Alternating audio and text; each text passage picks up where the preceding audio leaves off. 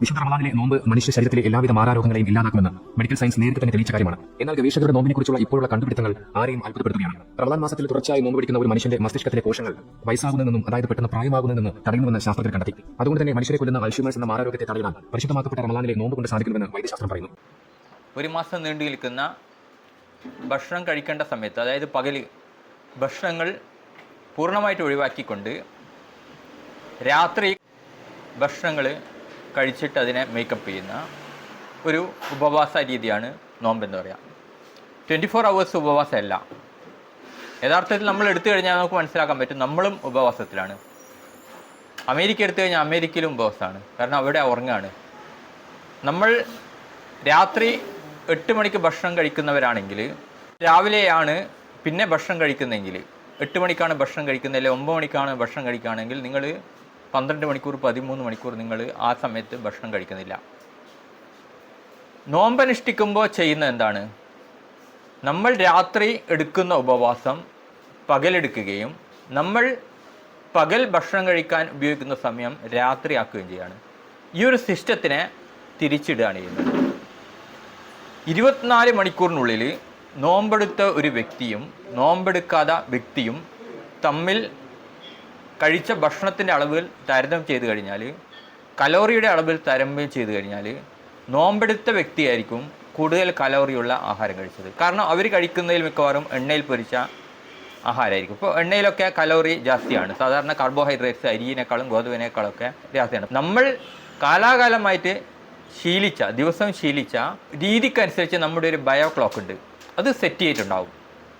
ആ സമയത്ത് ഭക്ഷണം കഴിക്കേണ്ട സമയത്ത് നമ്മൾ ഭക്ഷണം കഴിക്കാതെ നിൽക്കുകയും ആവശ്യമില്ലാത്ത സമയത്ത് ഭക്ഷണം കഴിക്കുകയും ചെയ്യുന്നു. ആവശ്യമില്ലാത്ത സമയം എന്ന് പറയുമ്പോൾ രാത്രി നമുക്ക് കായികാധ്വാനമേ ആവശ്യമില്ല, നമ്മൾ റെസ്റ്റിംഗ് ടൈമാണ്. കുറവായിരിക്കുന്ന ചില function, brain function, heart function, അതുപോലെ ശ്വാസോച്ഛ്വാസം, പൾമിനറി ഫംഗ്ഷൻ, അതൊക്കെ മാത്രമാണ് അവിടെ പ്രവർത്തിക്കുക. ഉറക്കുള്ള സമയത്ത് ഒരു ഹാഫ് സ്ലീപ്പിംഗ് മോഡലാണ് വരുന്നത്. നമ്മുടെ ചന്ദ്രയാനൊക്കെ രാത്രി സ്ലീപ്പിംഗ് മോഡാക്കിയിട്ട പോലെയുള്ളൊരു മോഡാണിത്. അവിടെ നമുക്ക് കൂടുതൽ എനർജിയുടെ ആവശ്യമില്ല.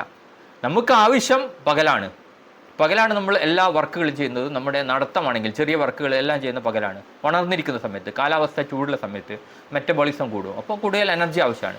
ഈ സമയത്ത് ഇത് ഒഴിവാക്കുകയും ആവശ്യമില്ലാത്ത സമയത്തേക്ക് ഇത് കൊടുക്കുകയും ചെയ്യുമ്പോൾ ശരീരം തന്നെ അന്താളിച്ചു പോകും. കാരണം ആവശ്യമുള്ള സമയത്ത് എനർജി കിട്ടുന്നില്ല, വേണ്ടാത്ത സമയത്ത് ഉറങ്ങാൻ പോകുന്ന സമയത്ത് കാണാൻ കയറ്റി വിടുന്നു. അപ്പോൾ ശരീരത്തിന് അത് ആകെ കൺഫ്യൂഷൻ ആവും. അതേസമയം തന്നെ പകൽ നിങ്ങൾ ഓൾറെഡി സെറ്റ് ചെയ്ത് വെച്ച ആ സമയത്ത് നിങ്ങൾ ഭക്ഷണം കഴിച്ചാലില്ലെങ്കിലും ഭക്ഷണത്തെ ദഹിപ്പിക്കാനുള്ള എൻസൈമുകൾ നമ്മുടെ ആമാശയത്തിലുണ്ടാവും. അത് എന്തിനാണ് വരുന്നത്? അത് ആ സമയത്ത് കൃത്യമായിട്ട് ഭക്ഷണം എത്തുന്നു, വിശപ്പ് എന്നുള്ള നിങ്ങൾക്ക് ഫീലിംഗ് ഉണ്ടാകുന്ന സമയത്ത് തന്നെ അതിന് ഡൈജസ്റ്റ് ചെയ്യാനുള്ള എൻസൈമുകൾ എത്തും.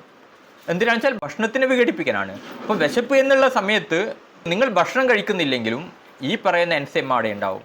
ഭക്ഷണത്തിനെ ദ്രവിപ്പിക്കുന്നതിന് അല്ലെങ്കിൽ ദഹിപ്പിക്കുന്നതിന് പകരം അത് ആമാശയത്തിൻ്റെ മ്യൂക്കസ് മെംബ്രൻസ് എന്ന് പറയുന്ന ഭിത്തികളെ ദ്രവിപ്പിക്കുകയും പെപ്റ്റിക് അൾസർ എന്ന് പറഞ്ഞ ഒരു അവസ്ഥ ഉണ്ടാക്കുകയും ചെയ്യും. ഒരുപാട് കൂടിക്കഴിഞ്ഞാൽ എന്ത് സംഭവിക്കും? അൾസർ പെർഫറേഷൻ, അതായത് അവിടെ ഒരു ഓട്ട വീണ് അതിലേക്ക് ഭക്ഷണത്തിൻ്റെ അല്ലെങ്കിൽ അതിൻ്റെ ഉള്ളിലുള്ള അംശങ്ങൾ കയറിയിട്ട് ഇൻഫെക്ഷൻ ആകുന്ന ഒരവസ്ഥ. പണ്ട് കാലത്തൊക്കെ ഒരുപാട് ആൾക്കാർ മരിച്ച ഒരു ക്രിട്ടിക്കലായിട്ടുള്ള കണ്ടീഷനാണ്. ഇന്ന് അൾസറിന് ഒരുപാട് ചികിത്സ വന്ന്, ഞാനിത് പറയാനുള്ള കാരണം വെച്ചാൽ ഇത് പല രീതിയിലും പല സാധനങ്ങൾ പറഞ്ഞുകൊണ്ട് അതൊക്കെ പൊട്ടിച്ച് കൈ കൊടുക്കുമ്പോൾ പുതിയ സാധനങ്ങളായിട്ട് പുതിയ വാദങ്ങളായിട്ട് ഇവർ വന്നുകൊണ്ടിരിക്കും. പണ്ട് പെരിട്ടോണിയം പൊട്ടിയിട്ടൊക്കെയാണ് പറഞ്ഞിരുന്നത്. ഇപ്പോൾ പുതിയ വാദങ്ങളായിട്ട് ജനറലായിരിക്കുന്ന വാട്സപ്പ് ഗ്രൂപ്പുകളിൽ കറങ്ങിക്കൊണ്ടിരിക്കുകയാണ്. നമുക്കൊന്ന് കേൾക്കാം. വിശുദ്ധ റമദാനിലെ നോമ്പ് മനുഷ്യ ശരീരത്തിലെ എല്ലാവിധ മാറാരോഗങ്ങളെയും ഇല്ലാതാക്കുമെന്ന് മെഡിക്കൽ സയൻസ് നേരത്തെ തന്നെ തെളിയിച്ച കാര്യമാണ്. എന്നാൽ ഗവേഷകരുടെ നോമ്പിനെക്കുറിച്ചുള്ള ഇപ്പോഴുള്ള കണ്ടുപിടുത്തങ്ങൾ ആരെയും അത്ഭുതപ്പെടുത്തുകയാണ്. റമദാൻ മാസത്തിൽ തുടർച്ചയായി നോമ്പ് പിടിക്കുന്ന ഒരു മനുഷ്യന്റെ മസ്തിഷ്കത്തിലെ കോശങ്ങൾ വയസ്സാകുന്നതെന്നും അതായത് പെട്ടെന്ന് പ്രായമാകുന്നതെന്ന് തടയുന്നുവെന്ന് ശാസ്ത്രജ്ഞർ കണ്ടെത്തി. അതുകൊണ്ട് തന്നെ മനുഷ്യരെ കൊല്ലുന്ന അൽഷിമേഴ്സ് എന്ന മാറാരോഗത്തെ തടയാൻ പരിശുദ്ധമാക്കപ്പെട്ട റമദാനിലെ നോമ്പ് കൊണ്ട് സാധിക്കുമെന്ന് വൈദ്യശാസ്ത്രം പറയുന്നു.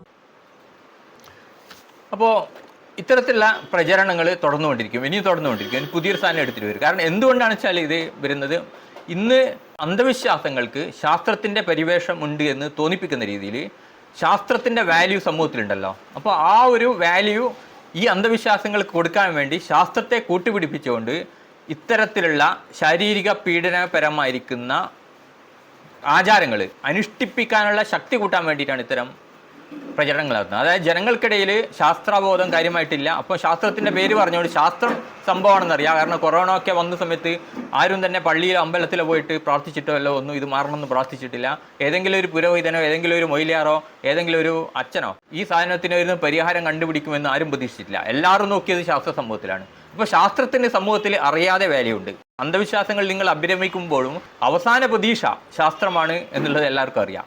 അതുകൊണ്ടാണ് അമ്പലത്തിൽ നിന്ന് പാമ്പ് കടിച്ചാൽ നേരെ മെഡിക്കൽ കോളേജിലേക്ക് ഓടുന്നത്. അതുവരെ എൻ്റെ സർവ്വരക്ഷകനെ എന്നൊക്കെ വിളിച്ചിട്ടുണ്ടാവും. പക്ഷേ കാര്യം വരുമ്പോൾ ഓടുന്നത് അങ്ങോട്ടേക്കായിരിക്കും. കൃത്യമായിട്ട് എവിടെ എത്തിച്ചേരേണ്ടതെന്ന് കൃത്യമായിട്ട് അറിയാം, അവിടെ തന്നെ കൃത്യമായിട്ട് എത്തുകയും ചെയ്യും. അപ്പോൾ ഇതാണ് സ്ഥിതി. അന്ധവിശ്വാസങ്ങൾ ശാസ്ത്രത്തിൻ്റെ ബാനറിൽ പ്രചരിപ്പിച്ചുകൊണ്ടിരിക്കുകയാണ്. ഇതിനൊന്നും യാതൊരു അടിത്തറയില്ല. അൽഷിമേഴ്സ് എങ്ങനെ വരുന്നു എന്ന് ചോദിച്ചു കഴിഞ്ഞാൽ അത് തലച്ചോറിൻ്റെ കോശങ്ങളായിട്ട് ബന്ധപ്പെട്ട ഏജിങ് ചില പ്രശ്നങ്ങൾ കൊണ്ടാണ് വരുന്നത്. അതിന് ജനിതകപരമായ കാര്യങ്ങളുണ്ട്, ഏജിങ് റിലേറ്റഡ് ആയിരിക്കുന്ന കാര്യങ്ങളുണ്ട്. അപ്പോൾ ഈ ഏജിങ്ങിനൊക്കെ ഈ ഉപവാസം കൊണ്ട് മാറ്റുമെന്നാണ് പറഞ്ഞത്. ഏജിങ്ങിനെ ഉപവാസം കൊണ്ടൊന്നും മാറ്റാനാവില്ല. അതുമാത്രമല്ല അൽഷിമേഴ്സ് എന്ന് പറയുന്നത് തലച്ചോറിലെ ചില കോശങ്ങളിലെ നാശമാണത്. ഈ തലച്ചോറിൻ്റെ കോശങ്ങൾക്കുള്ള ഒരു പ്രത്യേകത നമ്മൾ മനസ്സിലാക്കണം. നമ്മുടെ ശരീരത്തിലെ മറ്റെല്ലാ കോശങ്ങൾക്കും റീജനറേറ്റ് ചെയ്യാനുള്ള കഴിവുണ്ട്, അതായത് അതിനെ പുനർസൃഷ്ടിക്കാനുള്ള കഴിവുണ്ട്. പക്ഷേ തലച്ചോറിലെ ഒരു കോശം നിങ്ങൾക്ക് നശിച്ചു കഴിഞ്ഞാൽ അതിന് ഒരിക്കലും തന്നെ തിരിച്ചു വരില്ല. ഇന്നേ വരെ ശാസ്ത്രത്തിൽ അതിൻ്റെ ഒരു പരിഹാരമില്ല. പക്ഷേ പരിഹാരം ഇനി വരുന്നുണ്ട്. സ്റ്റെം സെൽ തെറാപ്പി എന്ന് പറഞ്ഞുകൊണ്ട് മൂലകോശങ്ങൾ നിക്ഷേപിച്ചുകൊണ്ട് തലച്ചോറിലെ ന്യൂറോൺസിനെ വളർത്തിയിട്ട് സ്ട്രോക്ക് പോലെയുള്ള അവസ്ഥയിൽ തളർന്നുപോയ ആ ഭാഗത്തിനെ ഉജ്ജീവിച്ചുകൊണ്ട് അതിൻ്റെ ചലനം വീണ്ടെടുക്കാനുള്ള പരീക്ഷണങ്ങൾ നടക്കുന്നുണ്ട്. ഇവർ പറയുന്ന പോലെയാണെങ്കിൽ ഗാസയിൽ പട്ടിണിയാണ്. ഇത്രയും ആരോഗ്യകരമായ ഗുണം കിട്ടുന്ന ഒരു കാര്യമാണ് പട്ടിണിയെങ്കിൽ എന്തിനാണ് ഭക്ഷ്യധാന്യ കിറ്റുകൾ അവിടെ വിതരണം ചെയ്യണം എന്ന് പറയുന്നത്?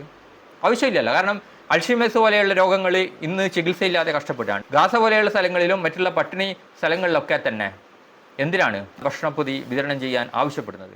ഇത്തരം പട്ടിണി രാജ്യങ്ങളിൽ ജനങ്ങളുടെ ആരോഗ്യസ്ഥിതി എന്താണ്? പട്ടിണി കിടന്നിട്ട് ഇത്തരത്തിലുള്ള ഏജിങ് ഒക്കെ, അതായത് വയസ്സാകുന്നതൊക്കെ ഒഴിവാകും എന്നാണ് ഇവർ പറഞ്ഞു വരുന്നത്. അതാണ് ആ വീഡിയോ പറയുന്നത്. ആ വീഡിയോയിൽ ടൈം ഇല്ലാത്തതുകൊണ്ട് കാണിക്കുകയാണ്. വീഡിയോ എല്ലാവരും കുറേ ആൾ കാണും. ഇത്തരം ഗ്രൂപ്പുകളിൽ, പബ്ലിക് ഗ്രൂപ്പുകളിലൊക്കെ ആ വീഡിയോ എത്തിയിട്ടുണ്ട്. നമുക്ക് കാണുമ്പോൾ മനസ്സിലാവും. അത് ഒരുപാട് ആൾക്കാർ യൂട്യൂബിൽ ഇട്ട് കഴിഞ്ഞാൽ ഈ വീഡിയോ കണ്ട ഇഷ്ടംപോലെ ആൾക്കാരുണ്ടാവും. അപ്പോൾ ഏജിങ്ങിനെ മാറ്റും, അതായത് പ്രായമാകുന്നതിനെ ഉപവാസം മാറ്റുമെന്ന് പറയുന്നത്. ശരിക്കും പറഞ്ഞാൽ നമ്മുടെ ശരീരത്തിന് വേണ്ടുന്ന പോഷകാഹാരങ്ങളെ നിശ്ചയിച്ചുകൊണ്ട് നമ്മുടെ ശരീരത്തിൻ്റെ ഇലക്ട്രോലൈറ്റിക്, അതായത് ഇലക്ട്രോലൈറ്റിക് ഇംബാലൻസ്, സോഡിയത്തിൻ്റെ ബാലൻസ്, പൊട്ടാസ്യത്തിൻ്റെ ബാലൻസ് ഇതൊക്കെ മാറിയിട്ട് ആൾക്കാർക്ക് പല പ്രശ്നങ്ങളുണ്ടാവും. ഞാനൊരിക്കലും ഒരു പരിപാടി കഴിഞ്ഞിട്ട് വരുമ്പോൾ, കഴിഞ്ഞ നോമ്പിൻ്റെ സീസണാണ്, കോഴിക്കോട് നിന്ന് ഒരു പരിപാടി കഴിഞ്ഞിട്ട് വരുമ്പോൾ എൻ്റെ അടുത്തു നിന്നൊരു മുസ്ലിം സുഹൃത്ത് കൊളാപ്സ് ചെയ്ത് വീണു, പെട്ടെന്ന് വീണു. സംഭവം നമുക്ക് മനസ്സിലായി. എന്താണ്, നോമ്പ് കാലമാണ്, തളർന്നു വീണ്. അദ്ദേഹം വെള്ളം കുടിച്ചിട്ടുണ്ടാവില്ല, ഒന്നും കൊടുത്തില്ല. അപ്പം സ്വാഭാവികമായിട്ട് ശരീരത്തിന് വേണ്ടുന്ന ഊർജ്ജം, നിൽക്കാൻ പോലുള്ള ഊർജ്ജം അദ്ദേഹത്തിനില്ല, തളർന്നു വീണു. അപ്പുറത്തുള്ള ഒരാളെയൊക്കെ എണീപ്പിച്ചിട്ട് അവിടെ സീറ്റും ഇരുത്തി കൊടുത്തു. കുറച്ച് കഴിഞ്ഞാൽ ബോധം വന്നു. അങ്ങനെയുള്ള ഒരുപാട് കേസുകളുണ്ട്. എന്തുകൊണ്ട് ഈ ഭക്ഷണത്തെ നമ്മൾ ഒഴിവാക്കി എന്താ സംഭവിക്കുക? ഞാൻ പറഞ്ഞ ഏറ്റവും കൂടുതൽ നമുക്ക് എനർജി വേണ്ടത് പകലാണ്. ഈ സമയത്ത് നമ്മുടെ ശരീരത്തിൻ്റെ വർക്കിംഗ് മെക്കാനിസം നടത്തുന്ന ഈ എനർജിയിലാണ്. അപ്പോൾ ഇത് ചെയ്യുമ്പോൾ എന്ത് വേണം? ശരീരത്തിലെ ഗ്ലൂക്കോസിൻ്റെ അളവ് കുറയും, ആൾ കൊളാപ്സ് വീണു. ഹൈപ്പോഗ്ലൈസീമിയ എന്ന് പറഞ്ഞാൽ ശരീരത്തിൻ്റെ ഗ്ലൂക്കോസിൻ്റെ അളവ് അമിതമായിട്ട് കുറയലാണ്. ഈ അവസരത്തിൽ നിങ്ങൾക്ക് മരണം വരെ സംഭവിക്കും. പെട്ടെന്ന് രക്തത്തിൽ ഗ്ലൂക്കോസിൻ്റെ അളവ് നന്നായി താണു കഴിഞ്ഞാൽ നിങ്ങളുടെ ശാരീരികമായിട്ടുള്ള പ്രവർത്തനങ്ങളെ അത് ബാധിക്കും. അവയവങ്ങൾ പ്രവർത്തിക്കാനുള്ള ആ ഒരു എനർജിയാണ് അവിടെ ഇല്ലാതാവുന്നത്. അപ്പോൾ അതിൻ്റെ പ്രവർത്തനം കുറയും, തലച്ചോറിലേക്ക് രക്തയോട്ടം കുറയും, അവിടെ കൊളാപ്സ് റേറ്റ് അളവ്. അൽഷിമേഴ്സിനെ പ്രിവെൻറ്റ് ചെയ്യാൻ വേണ്ടി എന്തു പറയുന്നു ശാസ്ത്രം എന്ന് ചോദിച്ചു കഴിഞ്ഞാൽ, ഞാൻ WebMD എന്ന് പറഞ്ഞ ഒരു സൈറ്റിൽ നിന്നെടുത്താണ്. അതിൽ കൃത്യമായിട്ട് പറയുന്നത് എന്താണ്? Prevent and manage high pressure, BP, അതായത് രക്തസമ്മർദ്ദം അധികമാകാണ്ട് നിയന്ത്രിക്കുക. കാലാകാലമുള്ള രക്തസമ്മർദ്ദം നിയന്ത്രിക്കുക, അല്ലെങ്കിൽ ഡാമേജ് ചെയ്യും രക്തക്കുഴലിന്, അതാണ് പറയുന്നത്. 2, മാനേജ് ബ്ലഡ് ഷുഗർ. ഈ ബ്ലഡ് ഷുഗറും ഇതേ പ്രശ്നം ഉണ്ടാകും. കാരണം ശരീരത്തിലെ രക്തധമനികൾക്ക് അത് പ്രശ്നങ്ങൾ ഉണ്ടായിക്കൊണ്ട് ന്യൂറോപ്പതി എന്ന് പറയും. ന്യൂറോപ്പതി ഉണ്ടാക്കിക്കൊണ്ട് അത് രക്തധമനികൾ കുഴപ്പമുണ്ടാക്കി കഴിഞ്ഞാൽ ഇതേപോലെയുള്ള പ്രശ്നങ്ങൾ കൂട്ടാൻ സാധ്യതയുണ്ട്. 3 പറയുന്ന മെയിൻറ്റെയിൻ ഹെൽത്തി വെയിറ്റ്, ശരീരഭാരം പരമാവധി കുറച്ചേക്കുക. നമ്മുടെ ആവശ്യത്തിനുള്ള ഭാരം മതി. കൂടുതൽ വെയിറ്റൊക്കെ വരുമ്പോൾ ശരീരത്തിന് കൂടുതൽ ഓവർലോഡ് വരുന്നുണ്ട്. 4 പറയുന്നത് ബി ഫിസിക്കലി ആക്റ്റീവ്, നല്ല അധ്വാനത്തിൽ ഏർപ്പെടുക, അല്ലെങ്കിൽ നല്ല വ്യായാമം ചെയ്യുക. പിന്നെ പറഞ്ഞിരിക്കുന്നത് ക്വൈറ്റ് സ്മോക്കിംഗ്, സിഗരറ്റ് വലിയുണ്ടെങ്കിൽ ഒഴിവാക്കുക. 6 പറയുന്നത് അവോയ്ഡ് എക്സസീവ് ഡ്രിങ്കിങ്, മിക്കവാറും മദ്യപാനമായിരിക്കും ഉദ്ദേശിച്ചിരിക്കുന്നത്, അമിതമായിട്ടുള്ള മദ്യപാനം ഒഴിവാക്കുക. 7 പറയുന്നത് prevent and correct hearing loss, കേൾവി ശക്തി എന്താണെന്നുള്ള എനിക്കറിയില്ല, അതിന് കൂടുതൽ അറിയില്ല. ഗെറ്റ് ഇനഫ് സ്ലീപ്പ്, കൃത്യമായിട്ടുള്ള ഉറക്കം. ഇതൊക്കെയാണ് അൽഷിമേഴ്സ് എന്നുള്ള അവസ്ഥ നിങ്ങൾക്ക് വരാൻ സാധ്യതയുണ്ടെങ്കിൽ അതിനെ വൈകിപ്പിക്കാൻ വേണ്ടിയിട്ട് ശാസ്ത്രം പറയുന്നത്, ഒഴിവാക്കാനല്ല, വൈകിപ്പിക്കാൻ വേണ്ടി ശാസ്ത്രം പറയുന്നത്. ഇതിലെവിടെയും തന്നെ നിങ്ങൾ പോയിട്ട് പട്ടിണി കിടക്കുമോ അൽഷിമേഴ്സ് ഒഴിവാകുമെന്ന് പറയുന്നൊന്നുമില്ല. ഇതൊക്കെ ശുദ്ധ അസംബന്ധമാണ്. അന്ധവിശ്വാസങ്ങൾ ജനങ്ങളെ വീണ്ടും വീണ്ടും തളച്ചിടാൻ വേണ്ടി മാത്രമാണ്. പെരിട്ടോണിയം പൊട്ടിയിട്ട് ഒരു സ്രവം ഒഴുകിയിട്ട് ക്യാൻസറിനെ തടയുന്നെല്ലാം പറഞ്ഞ മുൻ വീഡിയോ ഒക്കെ ഉണ്ട്. അതിനൊക്കെ പൊളിച്ചുകൊണ്ട് ആയിരക്കണക്കിന് വീഡിയോ ഇവിടെ ഇന്ന് ലഭ്യമുണ്ട്. അതൊക്കെ ജനങ്ങൾക്ക് മനസ്സിലായി കഴിഞ്ഞാൽ അപ്പോഴാണ് പുതിയ പുതിയ അടവുകളായിട്ട് ഇപ്പം വരുന്നത്. തുടർച്ചയായി നോമ്പ് കാരണം മനുഷ്യ ശരീരത്തിന് നല്ല ആരോഗ്യം ഉണ്ടാവുകയും മാത്രമല്ല പ്രായസംബന്ധമായ എല്ലാ മെറ്റബോളിക് ഡിസോർഡേഴ്സിനെയും കുറയ്ക്കുന്നതിനെ സഹായിക്കുന്നുവെന്നും ഇവർ പഠനങ്ങളിലൂടെ കണ്ടെത്തി. അതുവഴി മറ്റുള്ള ആളുകളെ അപേക്ഷിച്ച് നോമ്പ് പിടിക്കുന്നവരുടെ ആയുസ് വർദ്ധിക്കുകയും ചെയ്യുന്നു. BHB അഥവാ ബീറ്റാ ഹൈഡ്രോക്സിബിട്രേറ്റ് എന്നത് ഒരു കീറ്റോണാണ്. മനുഷ്യ ശരീരത്തിൽ ഗ്ലൂക്കോസ് ലഭിക്കാതെ വരുമ്പോൾ കീറ്റോൺ ഒരു ഊർജ്ജ സ്രോതസ്സായി പ്രവർത്തിക്കുന്നു. നാം നോമ്പ് പിടിക്കുന്ന സമയങ്ങളിലും അതുപോലെ തന്നെ പട്ടിണി കിടക്കുന്ന സമയങ്ങളിലുമൊക്കെയാണ് കീറ്റോൺ എന്ന ഈ തന്മാത്ര മനുഷ്യ ശരീരത്തിൽ ഉണ്ടാകുന്നത്. ജോർജിയ എന്ന രാജ്യത്തിലെ സ്റ്റേറ്റ് യൂണിവേഴ്സിറ്റി അറ്റ്ലാന്റയിലെ centre of molecular and translational മെഡിസിനിലെ ഡയറക്ടറായ പ്രൊഫസർ മിങ്ഹോയ് സോയുടെ വെളിപ്പെടുത്തലുകളാണ് ലോകത്തെ ഇപ്പോൾ വളരെയധികം അത്ഭുതപ്പെടുത്തുന്നത്. അമേരിക്കയിലെ ഇൻസ്റ്റിറ്റ്യൂട്ട്, അല്ലെങ്കിൽ സ്വീഡനിലെ ഒരു ഇൻസ്റ്റിറ്റ്യൂട്ട്, അല്ലെങ്കിൽ സ്വിറ്റ്സർലാൻഡിലെ ഒരു ഇൻസ്റ്റിറ്റ്യൂട്ട്, നമ്മൾ ഇതുവരെ കാണാത്ത ഒരു ശാസ്ത്രജ്ഞൻ്റെ പേരൊക്കെ വെച്ചുകൊണ്ട് പറയും. അവരവിടെ റിസർച്ച് നടത്തിയിട്ടുണ്ട്, ആ റിസർച്ചിൻ്റെ ഫലമാണിത് എന്നൊക്കെ പറയും. ഒരുപക്ഷെ നമ്മൾ വെബിലേക്ക് സെർച്ച് ചെയ്ത് കഴിഞ്ഞാൽ അത്തരം കാര്യങ്ങൾ പറയുന്ന ഒരു ലിങ്കും ഒക്കെ കാണാൻ പറ്റും. ഏതൊരു കാര്യത്തെ നമുക്കിന്ന് ഇൻ്റർനെറ്റിലേക്ക് അപ്ലോഡ് ചെയ്യാം. ഒരു വെബ് ഡിസൈനർ, ആ വെബ് ഡിസൈനർ നിങ്ങൾ പറയുന്ന ഏത് കാര്യവും നിങ്ങൾക്ക് ഗൂഗിളിൽ ലഭ്യമാക്കുന്ന രീതിയിലേക്ക് നൽകാൻ പറ്റും. ഇത്തരം വാർത്തകൾ നിരന്തരം വന്നുകൊണ്ട് നിൽക്കുന്ന ഒരു സ്ഥിതിക്ക് നമ്മൾ ആദ്യം മനസ്സിലാക്കേണ്ട അടിസ്ഥാനപരമായ ഒരു കാര്യം, റിസർച്ച് എന്ന് പറയുന്നത് എപ്പോഴും ശാസ്ത്രമല്ല.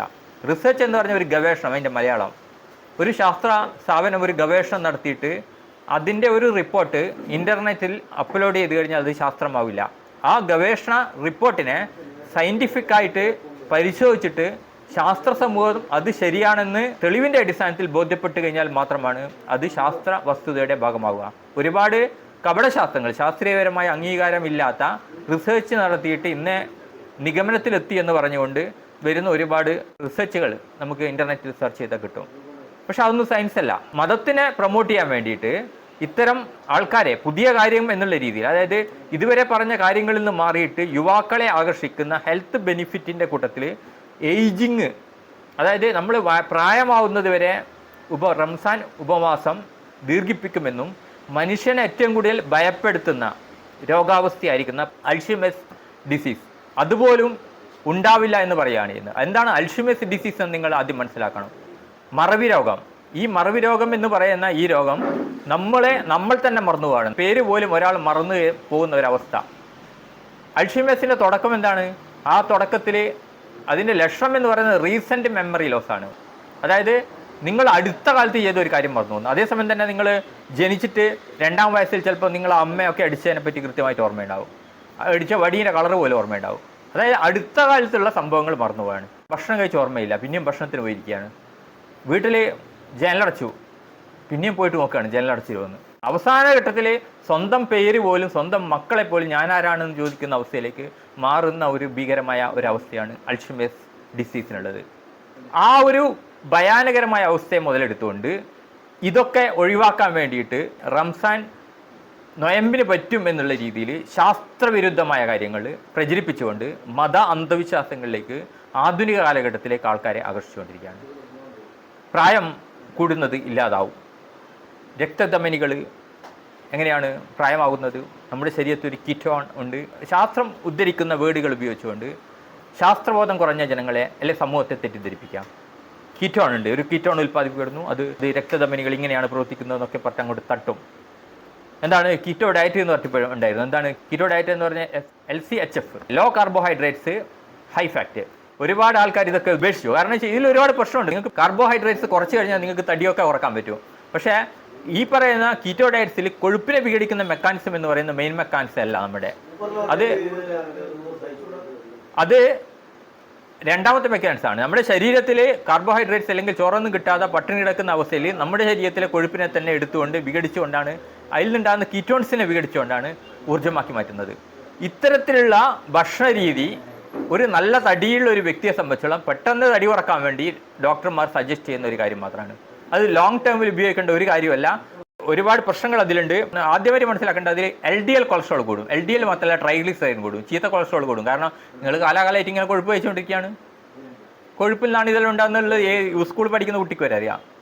അപ്പോൾ LDL കൂടും, ട്രൈഗ്ലിസറൈഡും കൂടും. കുറേ കഴിഞ്ഞാൽ ബ്ലോക്കും ഉണ്ടാവും, അറ്റാക്കും വരും, എല്ലാം വരും. അതാണ് പറയുക. പിന്നെ രണ്ടാമത്തെ പ്രശ്നം വെച്ചാൽ ഇത് കഴിക്കുന്നത് എന്താണ്? കൊഴുപ്പ് കൂടിയ ഭക്ഷണവും പിന്നെ ഇറച്ചിയൊക്കെയാണ്, ഇറച്ചി പ്രോട്ടീനാണ്. അതിൽ വിറ്റാമിൻസ് ഒക്കെ വളരെ കുറവായിരിക്കും.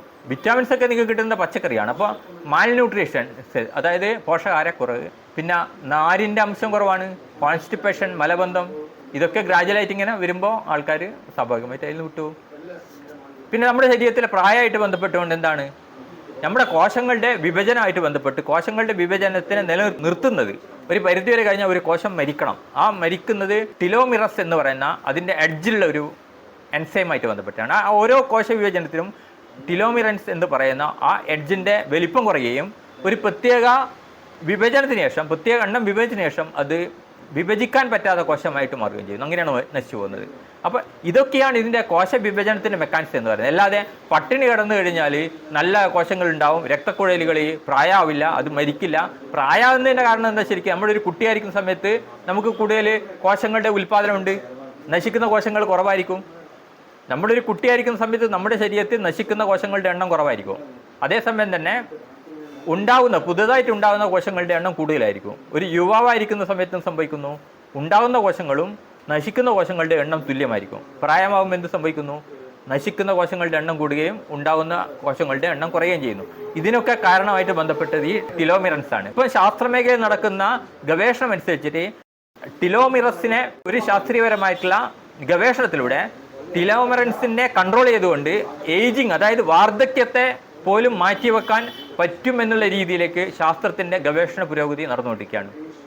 ആ കാലഘട്ടത്തിലാണ് പട്ടിണി കിടന്നു കഴിഞ്ഞാൽ ഇതൊക്കെ പ്രായമാകുന്നതൊക്കെ മാറുന്നതൊക്കെ പ്രചരിപ്പിക്കുന്നത്. എന്തൊക്കെ അസംബന്ധങ്ങൾ ഇക്കാലഘട്ടത്തൊക്കെ പ്രേരിപ്പിച്ചു, എന്തുകൊണ്ടാണ് ആ അസംബന്ധങ്ങൾ ഇന്ന് ആവർത്തിക്കാത്തത്? പുതിയ അസംബന്ധങ്ങളായിട്ട് ഓരോ വർഷവും ഇവർ കടന്നു വരുന്നത് എന്തുകൊണ്ടാണ്? പുതിയ പുതിയ ആൾക്കാരെ ആകർഷിക്കാം. നമുക്കറിയാം, ശാസ്ത്രവിരുദ്ധമായിട്ടുള്ള അന്ധവിശ്വാസങ്ങൾ ആണ് മതത്തിൻ്റെ അടിസ്ഥാനം. മതങ്ങളുടെ ആചാരങ്ങളിലൂടെയാണ് മതം സമൂഹത്തിൽ നിലനിൽക്കുന്നത്. ആ മതത്തിൻ്റെ ആചാരങ്ങളിലേക്ക് ഇന്ന് പലപ്പോഴും ആളുകൾ എത്തുന്നില്ല. മതം വിടുന്ന അവസ്ഥ ഇന്ത്യ പോലെയുള്ള രാജ്യങ്ങളിൽ സംഭവിച്ചു കഴിഞ്ഞു. എക്സ് മുസ്ലിം കൂട്ടായ്മകൾ ഇവിടെ ഉണ്ടായിക്കഴിഞ്ഞു, എക്സ് മറ്റ് മതങ്ങളുടെ കൂട്ടായ്മ ഉണ്ടായിക്കഴിഞ്ഞു. അങ്ങനെ മതം വിട്ടുപോകുന്ന ആൾക്കാർ കൂടി വരുന്ന ഒരു അവസ്ഥ. ആദ്യ കാലഘട്ടത്തിൽ യുക്തിവാദികൾ എന്ന് പറയുന്നത് സിംഹവാലൻ കുരങ്ങിനെ പോലെയാണെന്ന് പറഞ്ഞ മതപുരോഹിതന്മാരെന്ന് പറയാണ്. നമ്മുടെ ഭീഷണി സുന്നിയോ മുജാഹിദോ അല്ല, നിരീശ്വരവാദികളാണ് എന്ന് പറയേണ്ട അവസ്ഥയിലേക്ക് നിർത്തിക്കഴിഞ്ഞു. അപ്പോൾ ഈ ഒരു അവസ്ഥയിലും കൂടി നമ്മൾ കണക്കിലെടുത്തിട്ട് വേണം ഇത്തരത്തിലുള്ള മതത്തിൻ്റെ ആചാരങ്ങളെ ശാസ്ത്രമാണെന്ന് പറഞ്ഞുകൊണ്ട് പ്രചരിപ്പിച്ചുകൊണ്ട് ജനങ്ങളെ കൂടുതൽ അതിലേക്ക് പിടിച്ചു നിർത്തുന്ന പുതിയ തന്ത്രങ്ങളെ നമ്മൾ തിരിച്ചറിയണം. ഇന്ന് ഇതാണെങ്കിൽ നാളെ മറ്റൊന്നായിട്ട് വരും എന്നുള്ള ഉറപ്പാണ്. ഇത് കാരണം അടുത്ത നോമ്പിന് നമുക്ക് കാണാൻ പറ്റും. കഴിഞ്ഞ നോമ്പിന് ഉണ്ടായിരുന്നത് എന്തായിരുന്നു? അലക്സാണ്ടർ ജാക്കബിൻ്റെ ഒരു പ്രസ്താവന എടുത്തുകൊണ്ടാണ് വന്നത്. RCC ചെന്ന് കഴിഞ്ഞാൽ മുസ്ലിങ്ങളുടെ എണ്ണം ക്യാൻസറിൽ കുറവാണെന്നൊക്കെ അദ്ദേഹം പറയുന്നത് അസംബന്ധമായതുകൊണ്ടാണ് ഇത് പറയുന്നത്. കാരണം അതൊന്നും ഒരു റിസർച്ച് ബേസിലൊന്നുമല്ല. അദ്ദേഹം ബായ്ത്തോ എന്ന് പറയാണ്, അതെടുത്ത് കുറേ ആൾ പ്രചരിപ്പിക്കുകയാണ് ചെയ്യുന്നത്. ഓക്കെ.